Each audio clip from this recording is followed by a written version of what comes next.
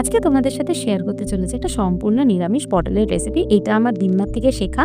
আর এটা আমিও first time বানিয়েছিলাম। আর খেতে খুব ভালো হয়েছিল। যারা আগে খেয়েছো আমাকে অবশ্যই কমেন্ট করে জানিও। আর যারা খাওনি তারা অবশ্যই ট্রাই করো। দেখো খেতে কিন্তু ভীষণ ভালো হয়।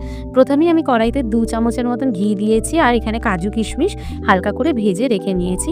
এবারে সেই তেলের মধ্যেই আগের থেকে ভিজিয়ে রাখা গোবিন্দভোগ চাল ৫০ গ্রাম মতন সেই জলটাকে ঝরিয়ে নিয়ে সেই চালটাকেও ভালোভাবে ভাজা ভাজা করে নিয়েছিলাম।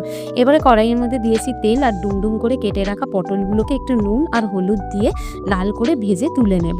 সেই তেলের মধ্যেই কিন্তু এবার গোটা গরম মশলা, গোটা জিরে, তেজপাতা ফোড়নে দিয়েছি। ফোড়নটা ভাজা ভাজা হওয়ার পরে ছোট করে কেটে রাখা কয়েক টুকরো আলু দিয়ে নিয়েছি। আলুগুলোকে লাল করে ভেজে নিতে হবে। লাল করে ভাজার পরে এর মধ্যে আমি আদা বাটা আর কাঁচা লঙ্কা চেরা দিয়ে নিয়েছি। এবার এক এক করে অল্প একটুখানি হলুদ গুঁড়ো, কাশ্মীরি লঙ্কার গুঁড়ো, জিরে গুঁড়ো, ধনে গুঁড়ো দিয়ে মশলাটাকে অল্প জল দিয়ে কিন্তু ভালোভাবে কষিয়ে নিতে হবে। মশলাটা কষে যাওয়ার পরে এর মধ্যে ভেজে রাখা চালগুলো আর পটলগুলোকে অ্যাড করে দেব। স্বাদ মতন দিয়ে নিয়েছি নুন আর চিনি। চিনিটা কিন্তু নিজের পরিমাণ মতন দেবে, যে যতটা মিষ্টি খাও।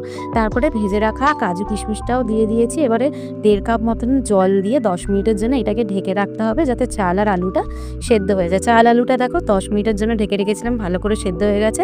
ব্যাস নামানোর আগে ১ চামচের মতন ঘি আর গরম মশলা ছড়িয়ে নিলেই এই দুর্দান্ত স্বাদের নিরামিষ পটলের চাল পটল রেসিপি রেডি। তোমাদের কেমন লাগলো রেসিপিটা অবশ্যই কমেন্ট করে জানিয়ে আমার পাশে থাকার জন্য আমার চ্যানেলটা সাবস্ক্রাইব করে। দেখা হচ্ছে নেক্সট ভিডিও।